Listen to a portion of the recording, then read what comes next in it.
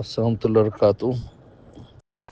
اصل میں یہ ایصال ثواب کا مسئلہ ہے، اور ایصال ثواب کا مسئلہ حضور صلی اللہ علیہ وسلم سے 2-3 چیزیں منقول ہیں، اور اسی پر ہی تمام عبادات جو نا اس پر قیاس کی جاتی ہیں۔ ایک تو یہ حج کا مسئلہ ہے، قربانی کا مسئلہ ہے، اور باغ جو نا اپنے والدہ کے لیے انہوں نے دیا۔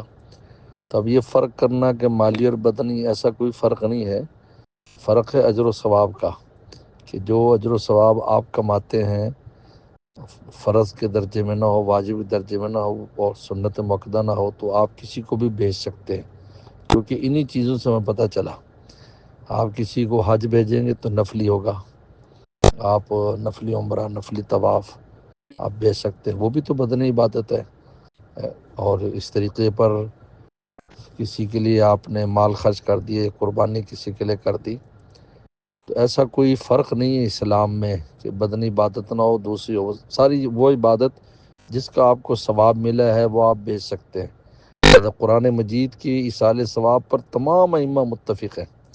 یہ تو چونکہ سلفی اور غیر مقلدوں والی بات کرتی ہیں، اور اس کے علاوہ بھی ان کے عجیب و غریب عقائد ہیں، تو یہ حالانکہ امام شافعی رحمۃ اللہ علیہ، امام ابو حنیفہ رحمۃ اللہ علیہ، ان تمام حضرات کے ہاں قرآن مجید پڑھ کر کسی کو بھی بھیجا جا سکتا ہے۔ اس طرح نماز ہے، روزہ ہے، نفلی عبادت کا اصل مسئلہ ہے، اور بدنی اور غیر بدنی کی ایسی کوئی اس میں تخصیص نہیں ہے۔ باقی کہ ہر چیز پر، ہر بات پر اگر دلیل لائی جائے تو حدیثیں اتنی ہو جائیں کہ وہ پڑھنی بھی ممکن نہ ہو۔ اس لیے حضور صلی اللہ علیہ وسلم نے قانون بنا دیا، اب امت خود اس قانون سے آگے مسائل کو نکالتی ہے۔ آپ نے ایک بات فرما دی، آپ نے ایصال ثواب بتا دیا، بس بات ہو گئی۔